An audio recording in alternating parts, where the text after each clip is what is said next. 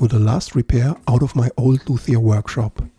This one is a very special one for me because I'm closing the door forever, and the instrument I'm working on is also a very special one, and I bet that most of you haven't seen something like this before.